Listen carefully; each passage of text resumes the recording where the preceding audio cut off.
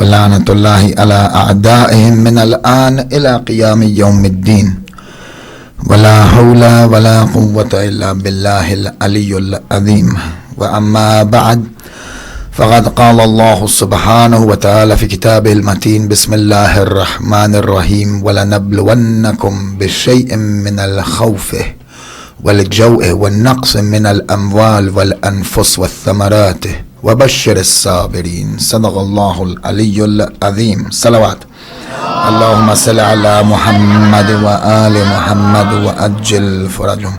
Brothers and sisters, Assalamu alaikum wa rahmatullahi wa barakatuh. I express my condolences to each and every one of you, to mu'mineen and mu'minat worldwide, to our leadership, Maraji Taqleed, Maqam Muazzam Rahbari. Allahumma salli ala Muhammad wa ali Muhammad wa ajil farajahum. This evening that we're commemorating the 6th night of Muharram, insha'Allah. So as you know, we had started a discussion some days ago concerning imtihanat, concerning tests of Allah that we are faced with in life, in all phases of life. And up until now in our discussion, we've pretty much covered all of the fundamentals, introductory material that was necessary for us to reach to the level that we're at this evening, where we begin discussing how Allah tests us. We had mentioned this a few days ago. We said that, one thing that's very important, and we'll go over some of this stuff again, but one thing that's very important is that we know what is a test, yani that we know that we're under test. A lot of times we're under test and we don't know it.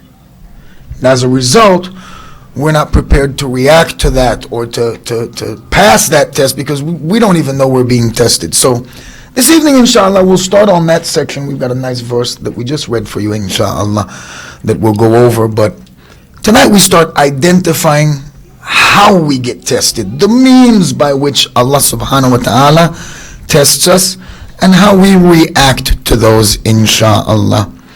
So just very quickly to go over real quick, we had said that tests increase our capacity. Tests are the reason why we can grow and develop and progress, because through test, our potential is aligned with our here and now. And this is a very important point for us to remember, and I might end up saying it every single night. None of us knows our capacity. I don't know mine, you don't know yours. No one understands their true capacity.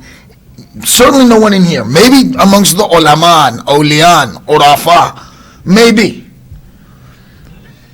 Ghutha, like us, we don't know capacity. We have not an inkling of our capacity. And you hear this story all the time about like the baby that falls under a car and the mother that lifts up the car so she can get the baby out. I mean, under normal circumstances, she'd never be able to lift that car. But given the right test, then that capacity that already exists within her, that's already there. Any one of these ladies could pick up a car, so look out. They have that capacity within them, but for it to be unlocked, then tests have to come in the way. Tests have to come there to unlock that capacity. And we had mentioned this up until now. Tests are vitally important. Tests are something that should be looked at as opportunities. A lot of us get overwhelmed by our tests, overcome by our tests, encompassed by our tests. But we had mentioned this in the last few nights, that Allah always tests people according to their capacity. And we had explained this. We had said that in reality, He tests you slightly above your available capacity, as to expose our potential capacity. So if the test looks like it's a big test and I can't do it, don't worry about it. You can't do it right now. You can't do it right now. But by accepting test as a part of life, then with the right point of view, a lot of us are trying to escape from tests. We don't want no tests. We want to live an easy life, good life, feet up, a drink with the little umbrella in it. We don't want no tests. But test is a part of life. Now, last night we had mentioned something about abdegi, bandegi, servitude to Allah subhanahu wa ta'ala. And it fits in with what we're discussing, so we'll go into that a little bit to begin with tonight. Send a salawat.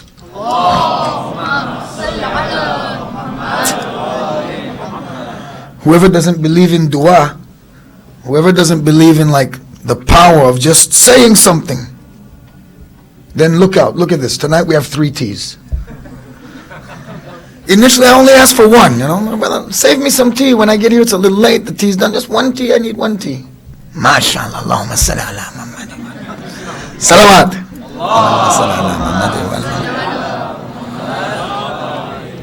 There's a lot of different meanings for abd, bande, servant. There's a lot of different meanings for it. You look at it in the fiqh books, bardegi, slavery, it has its own definition, its own rules and regulations. You look in a technical sense, abd and abdullah, fiqhi sense, it has a certain definition.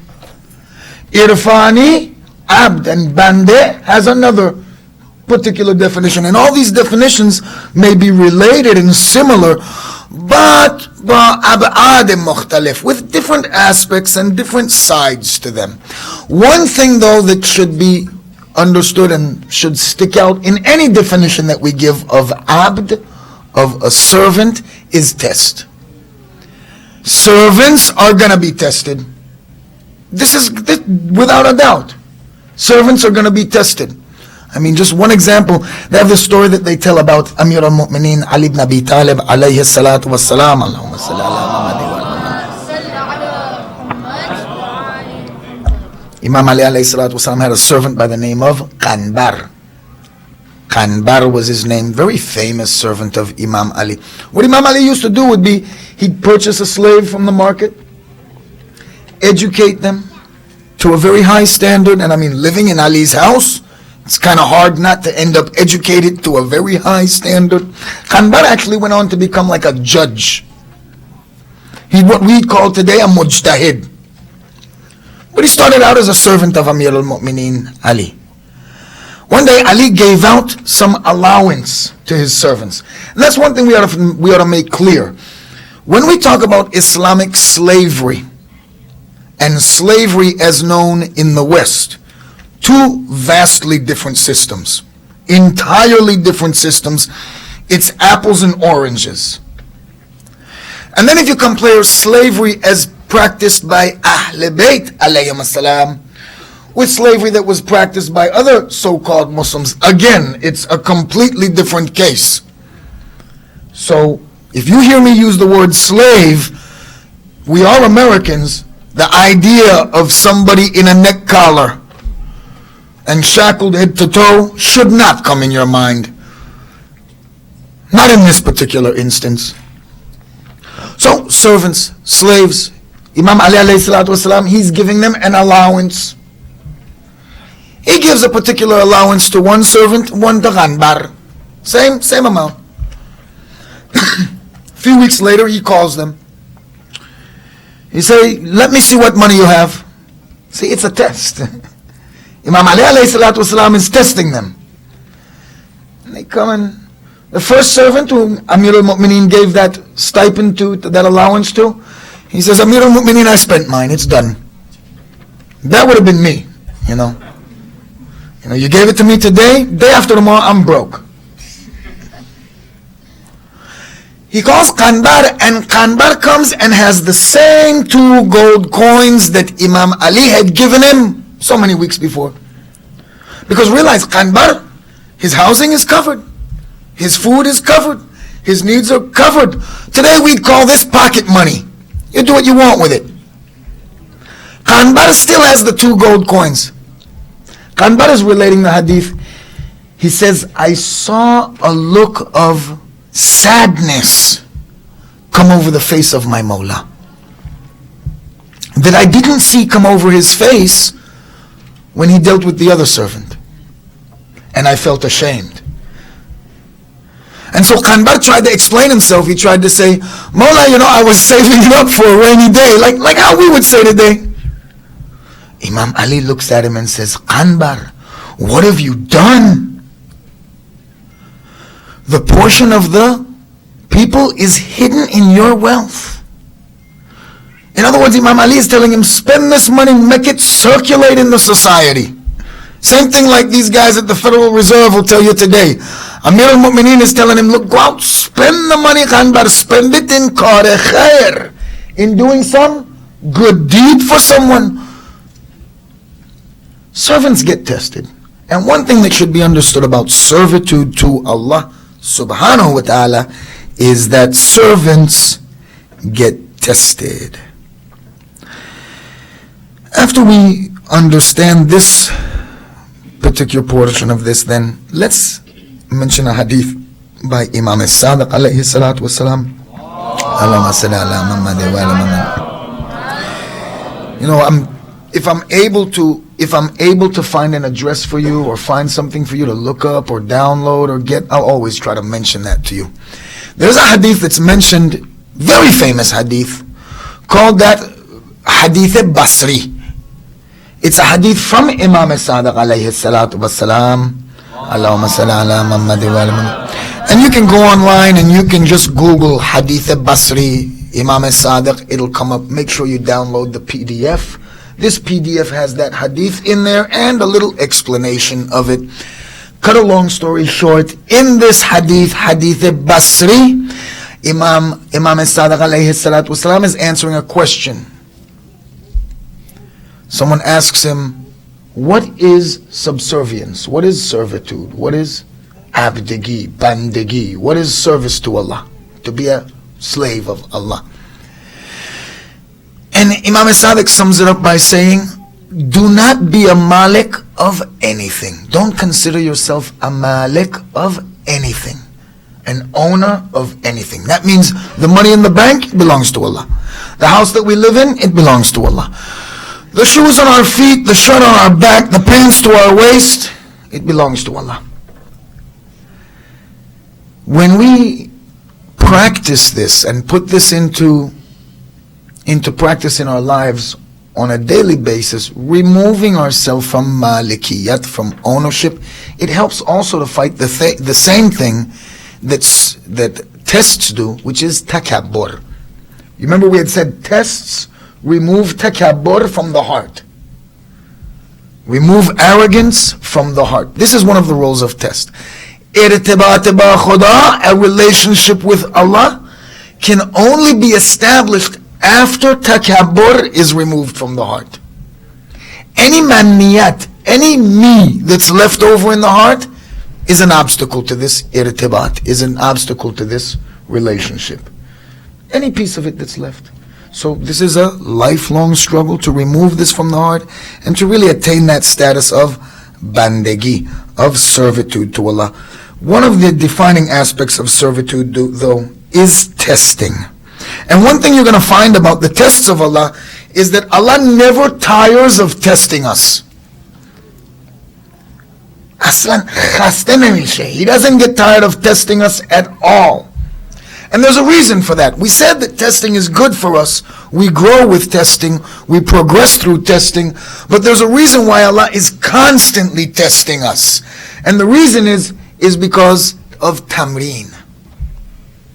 One key to passing any test and growing from any test, learning from any test, is repetition. Look at the way the Quran is set up. Shahr Ramadan just came and left. Inshallah, all of us took down our Quran off the shelf and blow off the dust and clean them up a little. It's Shahr Ramadan. Get the Quran ready.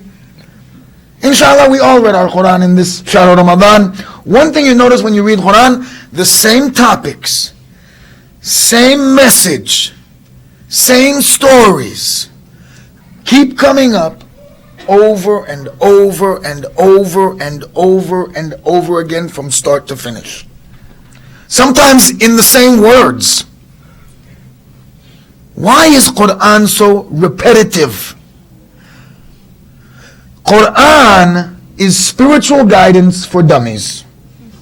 You know, they got that series of books. This for dummies, that for the Quran. This is spiritual guidance for dummies. And because we's dummies, then Allah have to repeat it over and over again. Look at us with our kids. Not that our kids are dummies. Our kids are wonderful kids. But parents are always and constantly saying, how many times do I have to tell you? No, you know why? Your answer should be, kids, when they say that, you should be many. Mama, why? Because we learn through repetition, Mama. So tell us a few more times. We don't got it yet. Teach us.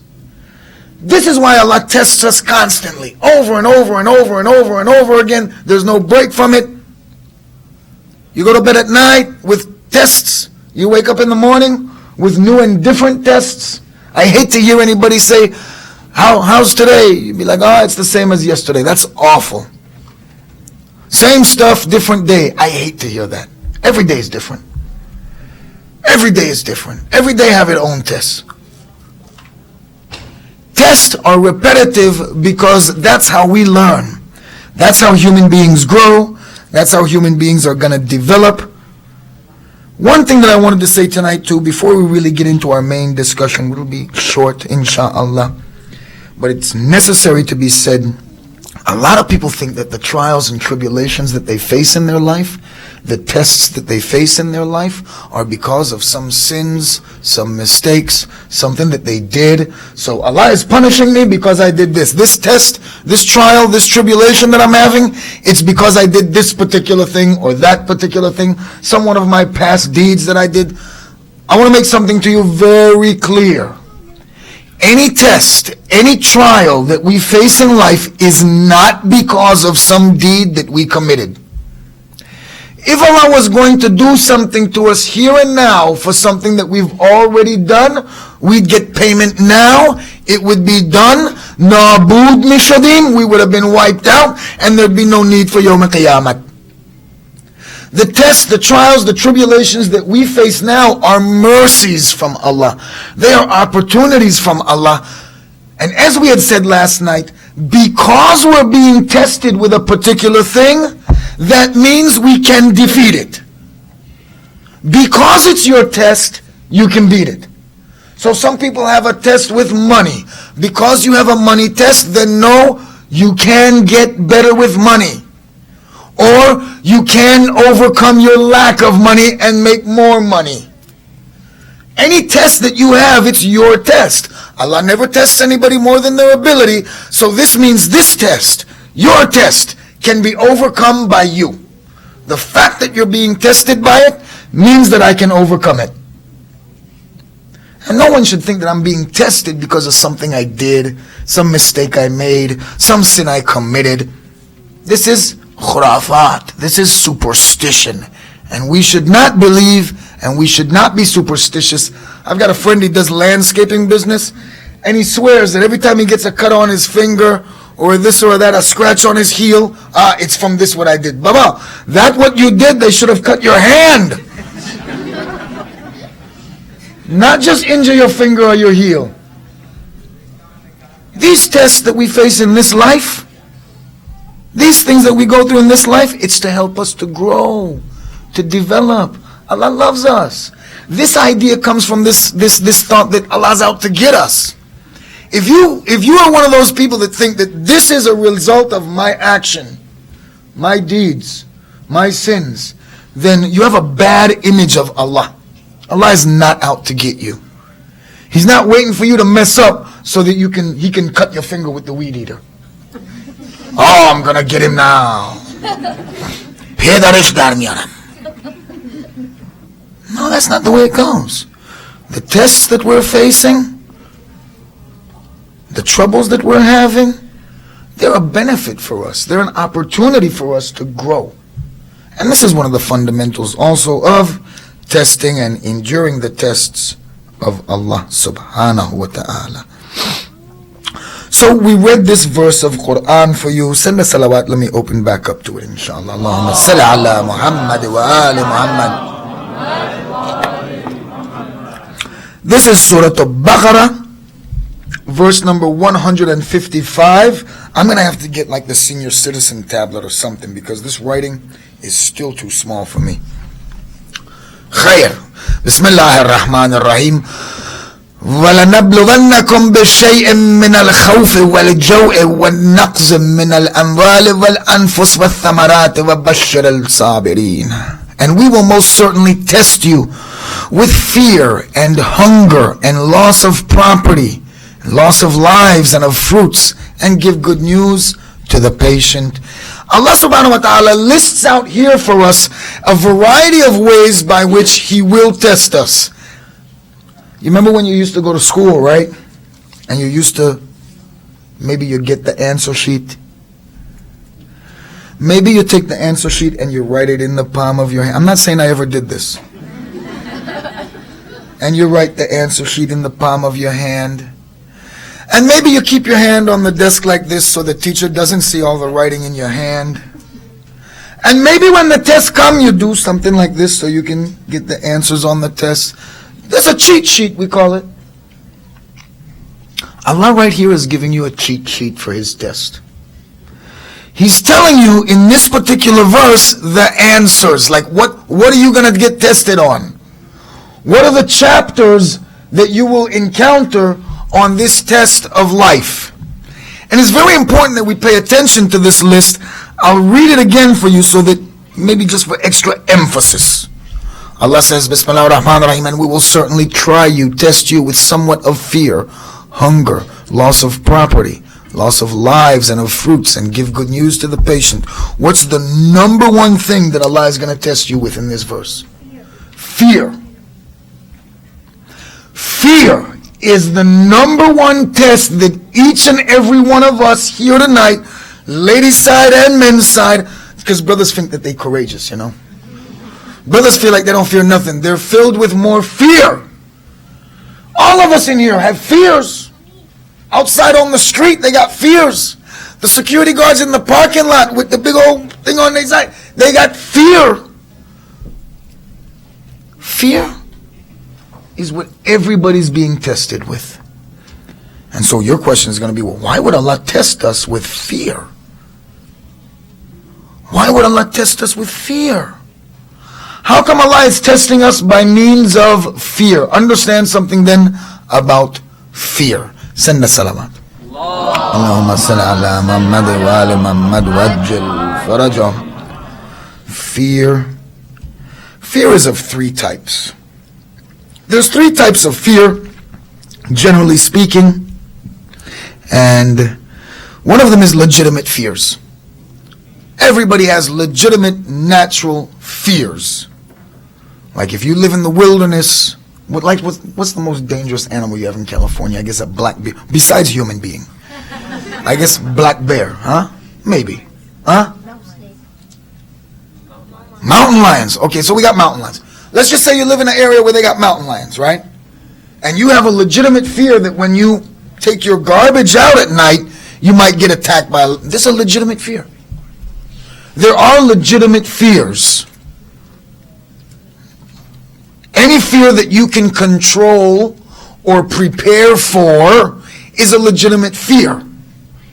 Any fear that you have some control over, some ability to prepare for. Like, for instance, I fear that if I don't pay my phone bill by the 26th, they will cut my phone. So what do I got to do about that? I have control over that. I can pay the bill on the 23rd.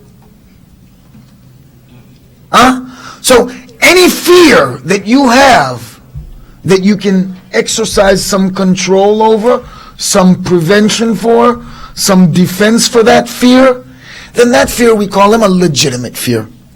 Is a legitimate fear. And these cover those natural things, fears of, earthquakes or hurricanes, or things that are really legitimate type of fear that you can prepare for. You can stock up on water and get batteries and whatever. These type of fears, they're legitimate. Then you have fears that are to be ignored. Like little kids are afraid of lulu khor. They're scared that some monster is going to get them. When I was a kid, I'd run to the bed, and about 2-3 feet from the bed, I'd jump, because I was convinced there was something under that bed he'd get me. Sometimes you're scared of something that's in the closet. Sometimes you're scared of something that's just outside the window, whatever. These type of fears, we call them fears that should be ignored. You just ignore them. Forget about them. They're not dangerous at all. There's no such thing as hayula. There's no such thing as lulukhorkhor. There's no such thing as, these things that we invent, especially now it's coming on to Halloween time. Don't be afraid. These things is fears to be ignored. And finally, you have that third level of fears, that third type of fears, illegitimate fears. See, we've touched on legitimate fears, fears that you should ignore, and finally, illegitimate fears. Any fear that you have no control over, we call it illegitimate fear. If your fear has a what if in it, it's an illegitimate fear. What if this happens? What if that happens? What am I going to do if comes in your fear? That fear is illegitimate. Any fear that you can do nothing about, you can't control it, you can't defend against it, there's nothing you can do about it, this fear is an illegitimate fear. And the Urafa, the mystics, they say that the vast majority of the fears that you and I suffer from are in this category. Every last one of my fears and your fears are the what if fears. What if this happens? What if that happens? What if I can't do this? What if they don't do that? What if? These fears are illegitimate fears. And the vast majority of our fears are illegitimate fears. Things that like what they say about like waswas.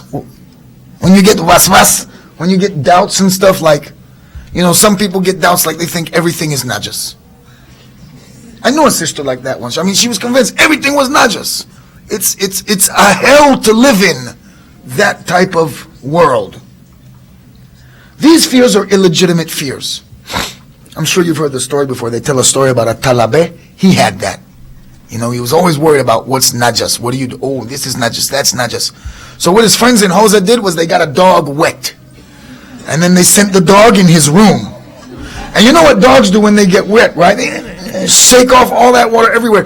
They say that when the talabe saw the dog do that, he covered his eyes. He said, Inshallah, busbud. Inshallah, it was a goat. Khalas, cured.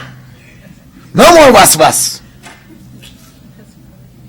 Most of the fears you and I have in our everyday lives, in our relationships, with each other, with family, with our spouse, most of the fears we have are illegitimate fears.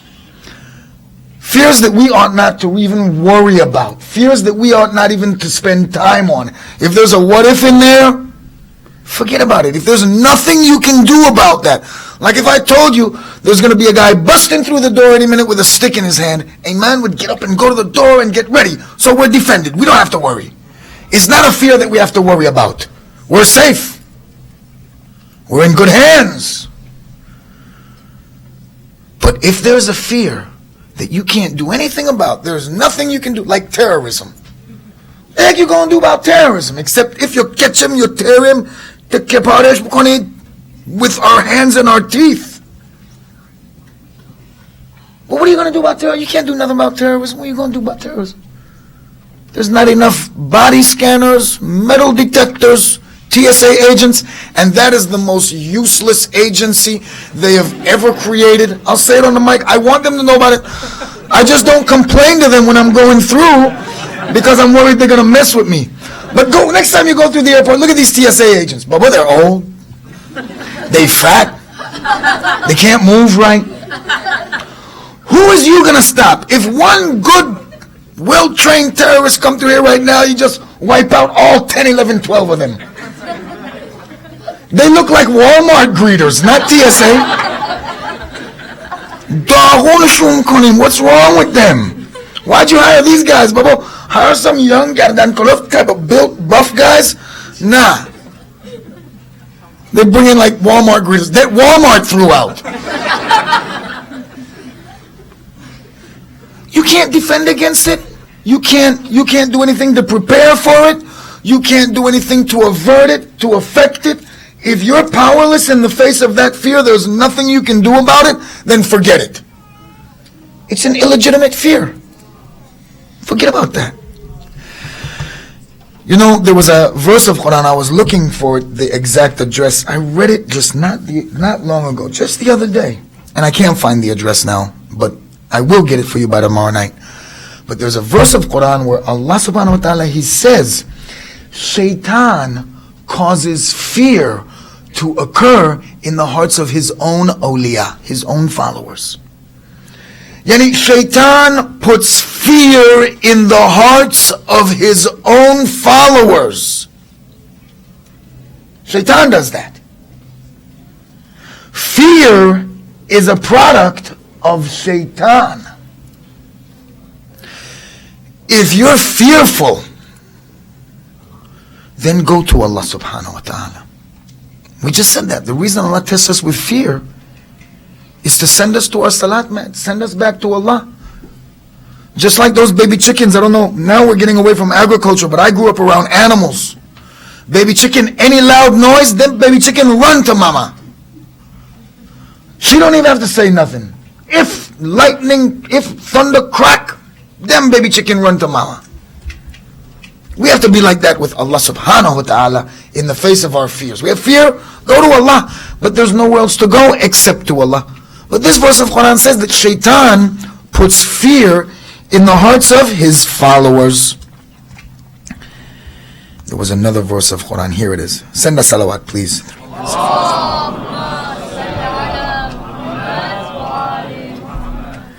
I wanted to read this one to you also for sure.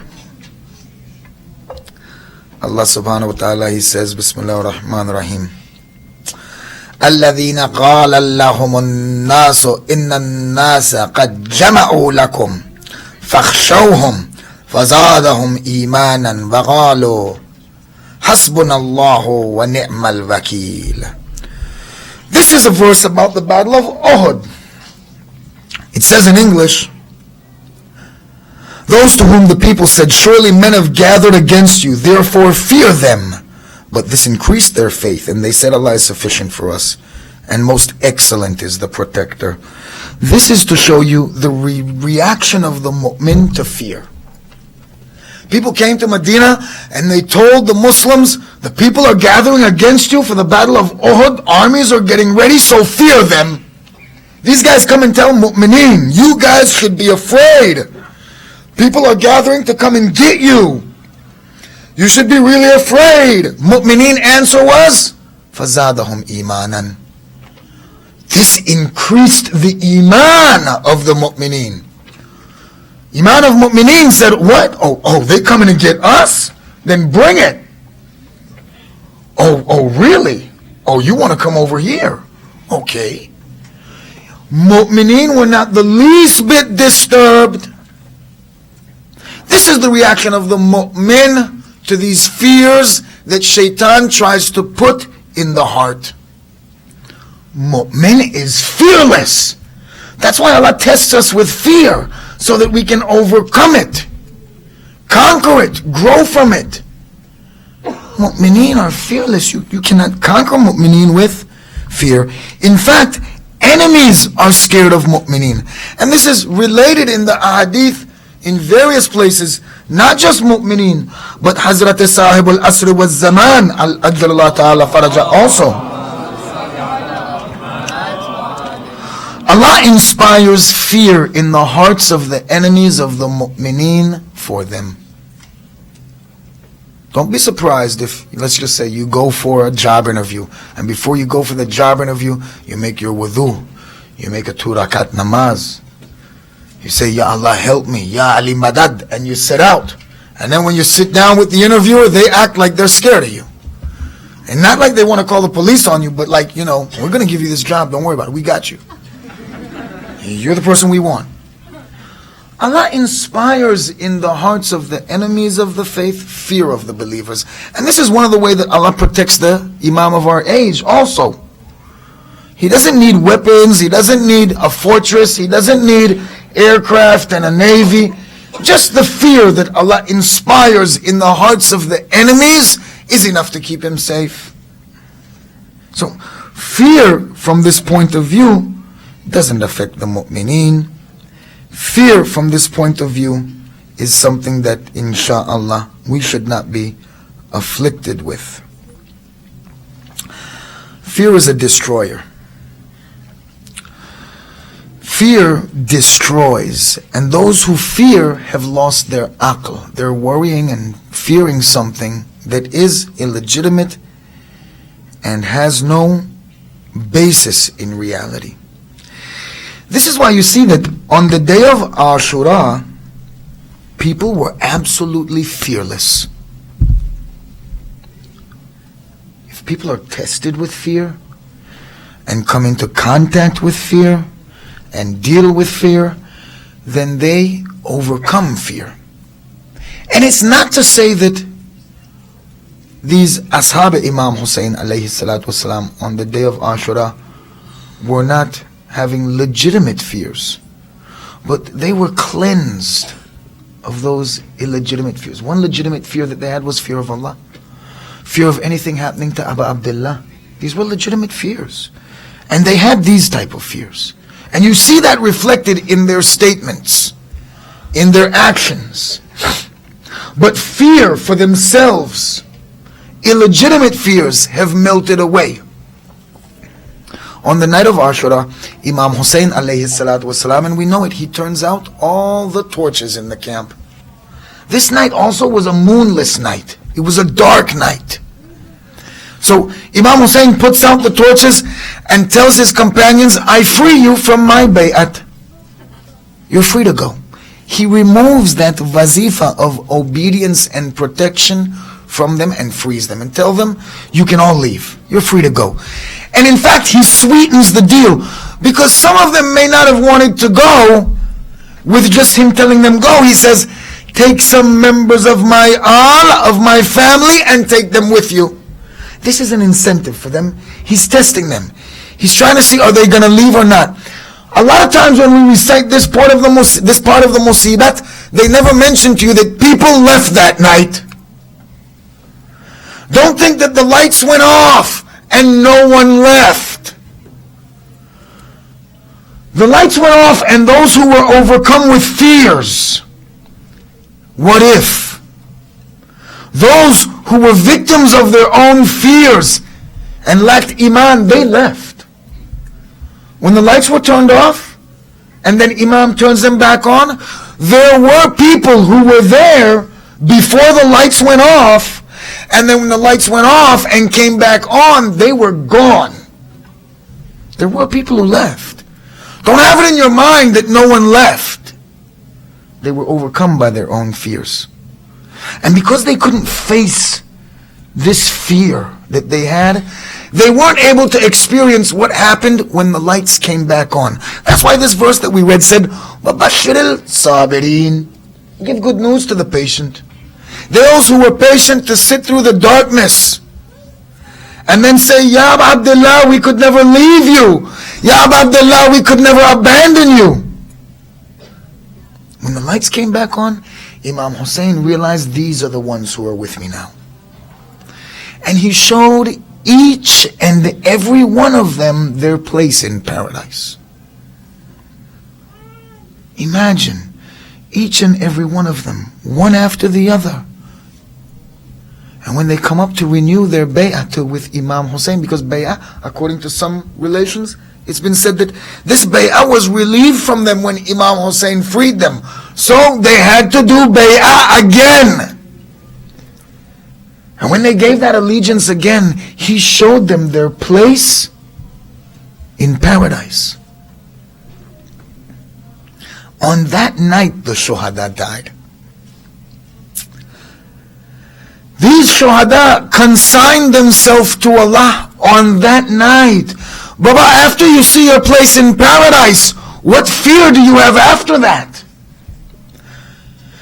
After the Imam of your time has taken you by your hand and shown you this tomorrow will be your place in paradise. This is why you see on the day of Ashura, the companions of Imam Hussein were completely fearless. I mean, you have people like Zuhair ibn Qayn. He tells you that we were journeying along with Imam Hussein, and whenever he stopped, we stopped also, but we deliberately stayed away from him. We would make our camp on the other side of the road from him. Why? Because Zuhair knows what Hussein is calling him to. Zuhair is afraid. Zuhair is filled with fear. Hussein is calling Zuhair to paradise. And there's only one way to get there. Through Karbala.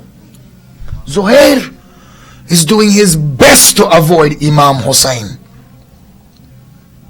All along the journey he stays away from Imam Hussein, until one night Imam Hussein summons him to the tent. Zuhair goes to meet with Imam Hussein. Wallah, I've been looking forever to find what is it that Imam Hussein said to Zuhair. Because when Zuhair comes back to his own tent, the first thing he does is divorce his wife. He says, you're free. I divorce you. He says, everything here is yours. Yani everything that I own is yours. Just give me my shield, my sword, my armor. His wife is like, what has happened? Baba, a minute ago you wouldn't go near Hussein. When Hussein was calling you, you wouldn't enter his tent. We wouldn't set camp near Hussein. You go, you talk to Hussein for just a few minutes, you come back, and you tell me now I'm free. You give me everything in the tent, you gather up your armaments, and you want to leave. What is it that Hussein says to Zuhair? In an instant, Zuhair is transformed. We're like Zuhair. Our fear is keeping us away from Imam Hussein. Our fears are keeping us away from victory. And the only way to accomplish this victory is to overcome those fears. On the day of Ashura, we've all heard about it. Those who stood up to protect Imam Hussein during his salat. These companions, they were completely cleansed of fear. Don't think that they were just standing up in the front row, blocking arrows as they came. These men were running from one side to the other. It wasn't enough that the arrows should hit them.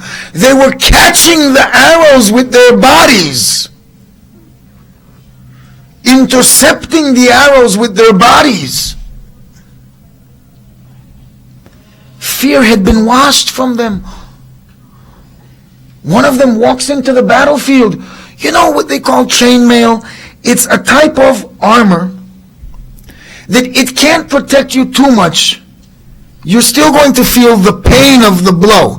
It's not that this chainmail is going to save your life when you're facing the enemy at Karbala. But these companions of Imam Hussein had become so fearless that when he enters the battlefield, he takes off this little piece of armor, exposes his bare chest to the enemies. Dar ouj budand. They were in the summit, at the heights of spiritual travel. They had died the night before. Now they were just doing the rudimentaries, the wazifa that must be carried out. You know, one of the things we see, these companions were so brave, just so that I can show you one little example before we finish. What do you think of Mukhtar al-Thaqafi? Do you think he was a brave man? Do you think he's a man that could bear the tests of Karbala? You know, Mukhtar al-Thaqafi was in prison when all this was happening. And as much of a revolutionary as he was a fine warrior. Yet even he could not bear to see what those who endured the day of Ashura saw. How can I say such a thing? I have proof for you. You know, in the revolution of Mukhtar set his sights on the people who had done the greatest amount of crimes. They tracked down the man who had cut the ring from Imam Hussein's finger.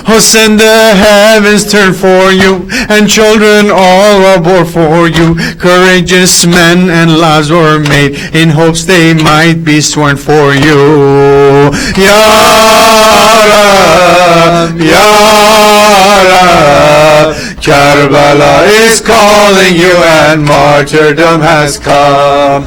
The pool of Kauthar is longing for you, stunned by what you've done.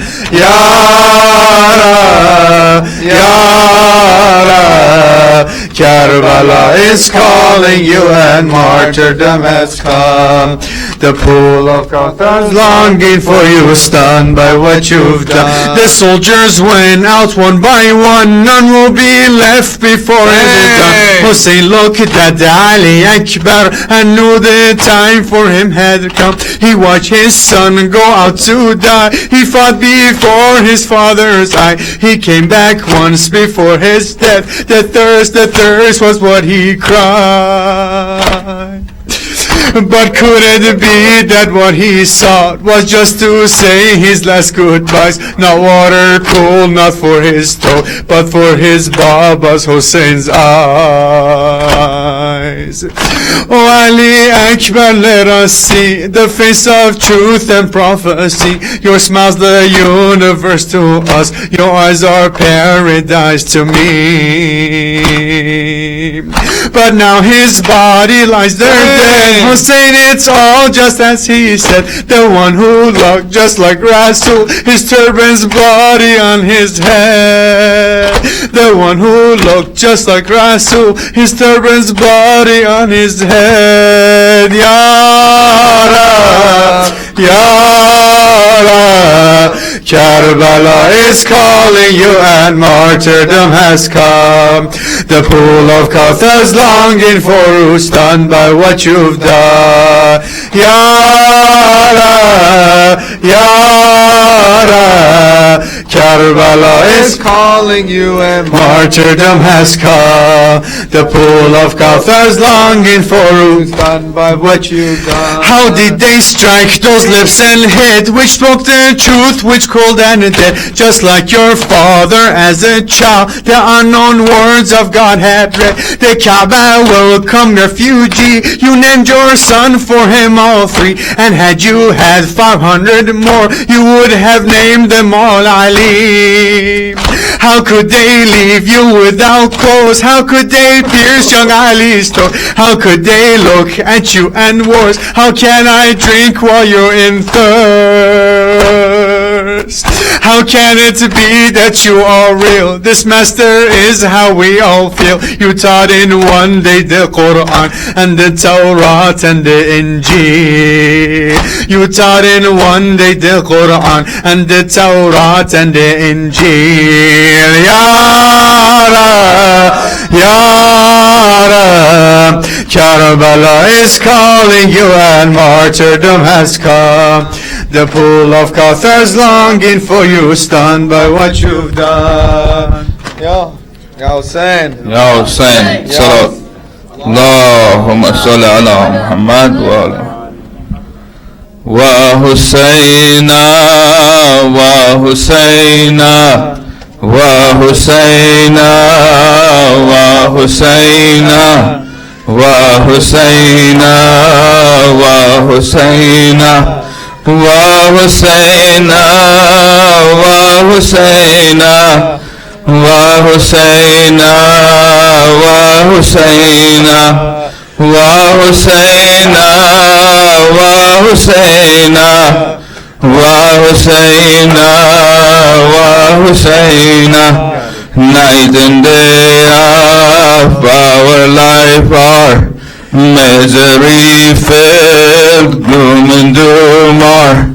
As Hussein and family were mutilated, terribly were. Ali Akbar, Ali Asghar, Abu Fazil, Qasim martyr. Ali Akbar, Ali Asghar, Abu Fazil, Qasim martyr. Wa Husseina, wa Husayna, wa Husayna, wa Husayna, wa Husayna, wa Husayna, wa Husayna, wa Husayna. 72 all in number, dead and martyred were they after. Satan's army gave the order, holy heads cut by the soldier. Zainab and Zain Abidin were captives as if Kharijis were. Zainab and Zain Abidin were captives as if Kharijis were. Wa Husayna, Wa Husayna, wa Husayna, Wa Husayna, wa Husayna, wa Husayna.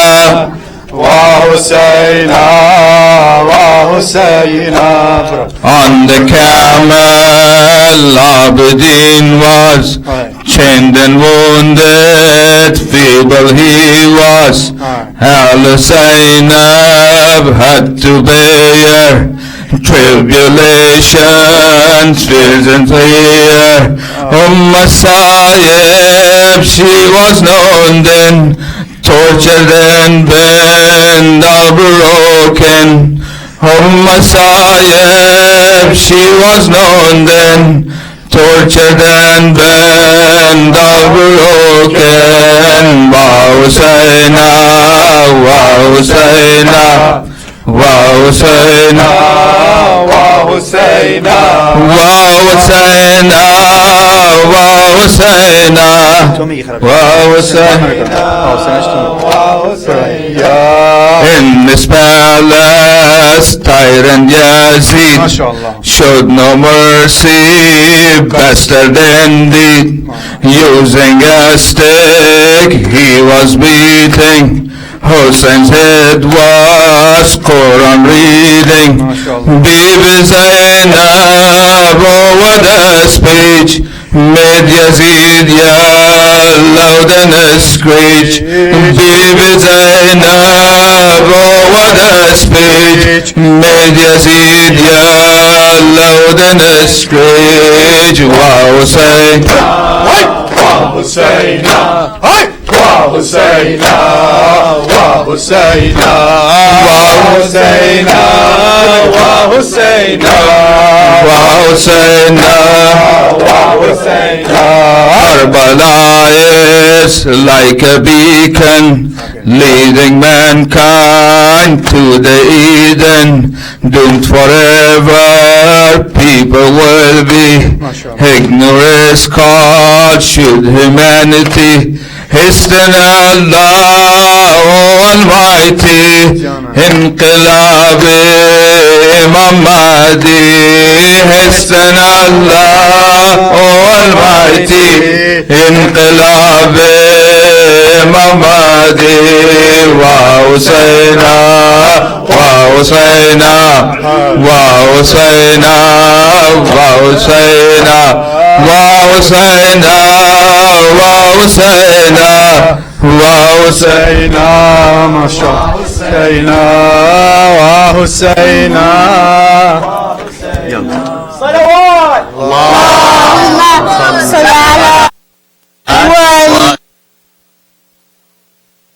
حسن يا مولا يا مولا يا مولا حسن يا مولا يا مولا يا مولا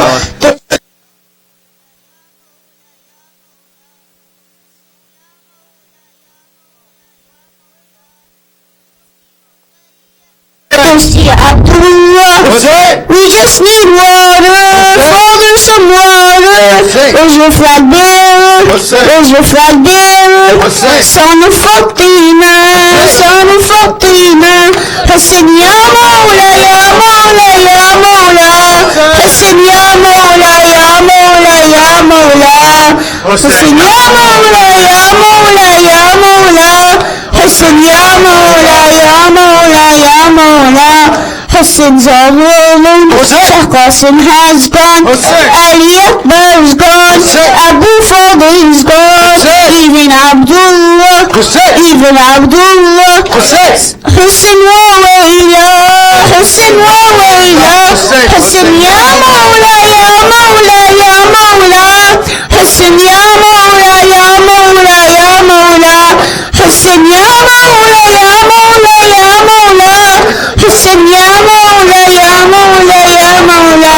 Zainab cries Allah, where's Saba Abdullah, where's Ali Akbar, where is Abdullah, where's my Alamdar, where's my Alamdar, where's my flag bearer, where's my flag bearer, where's my protector, where's my protector, where is my Abbas, where is my Abbas, Hussein ya Mawla, ya Mawla, ya Mawla, Hussein ya Mawla, ya Mawla, ya Mawla, Hussein ya Mawla, ya Mawla, ya Mawla, Hussein ya Mawla, ya Mawla, ya Mawla.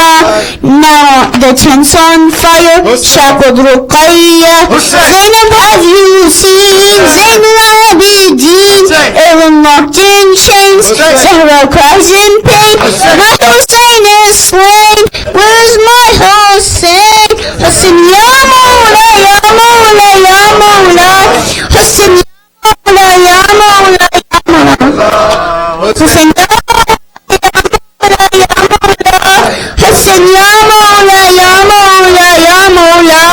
Your head on a spear, my eyes filled with tears, your body cold, why were they so cruel? It still hurts me, and it still hurts me, that you died thirsty, that you died thirsty.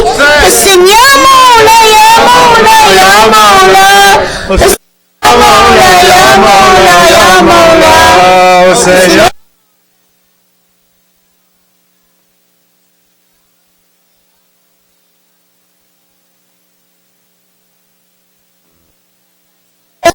Zainab cries Hussein, my tears cry Hussein, my heart cries Hussein, Hussein cries out loud, Hussein cries out loud.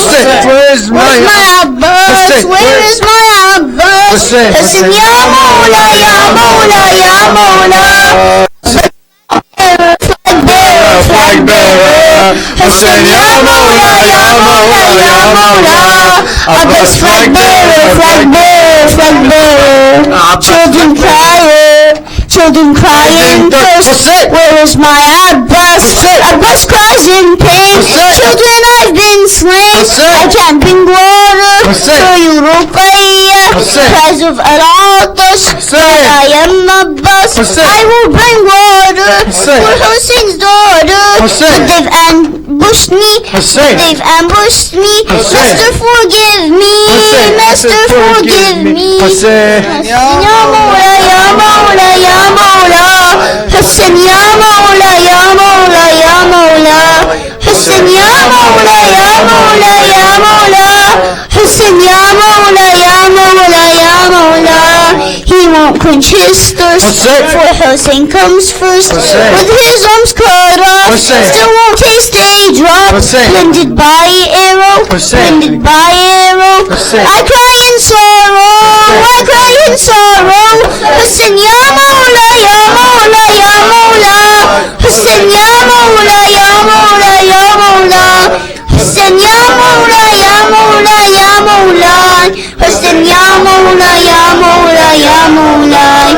Women and children slapped and beaten, children crying first, fear, Zainab full of tears, oh my brother dear, oh my brother dear, I wish you were here, I wish you were here, Hussein ya Mawla, ya Mawla, ya Mawla, Hussein ya Mawla, ya Mawla, ya Mawla, Hussein ya Mawla, ya Mawla, ya Mawla, Hussein ya Mawla, ya Mawla, ya Mawla.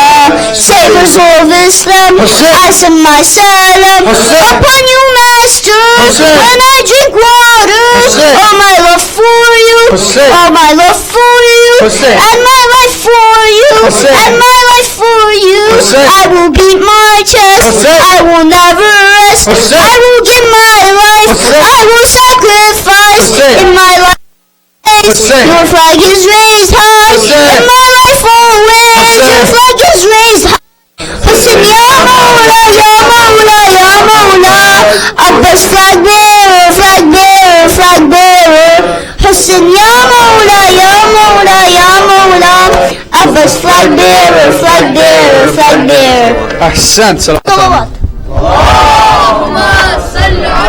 محمد وآل محمد عبد والله يا زهرة ما ننسى حسينا أبد والله يا زهرة ما ننسى حسينا أبد والله يا زهرة ما ننسى حسينا أبد والله يا زهرة ما ننسى حسينا أبد والله يا زهرة ما ننسى حسينا أبد والله يا زهرة ما ننسى حسينا أبد والله يا زهرة ما ننسى حسينا أبد والله يا زهرة ما ننسى حسينا أبد والله يا زهرة ما ننسى حسينا أبد والله يا زهرة ما ننسى حسينا لا إله إلا الله لا إله إلا الله محمد رسول الله لا إله إلا الله لا إله إلا الله محمد رسول الله عليا ولي الله عليا ولي الله عليا ولي الله عليا ولي الله عليا ولي الله عليا ولي الله نادي علي يا مظهر عجائب نادي علي يا مظهر عجائب تجد هو من لك في النوائب كل هم وغم سينجلي كل هم وغم سينجلي بعظمتك يا الله بعظمتك يا الله بنبوتك يا محمد بنبوتك يا محمد بولايتك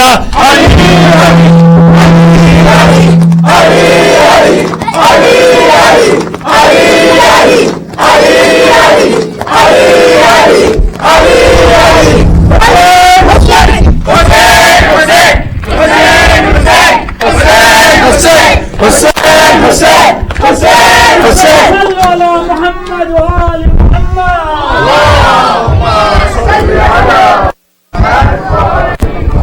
السلام عليك يا رسول الله السلام عليك يا أمير المؤمنين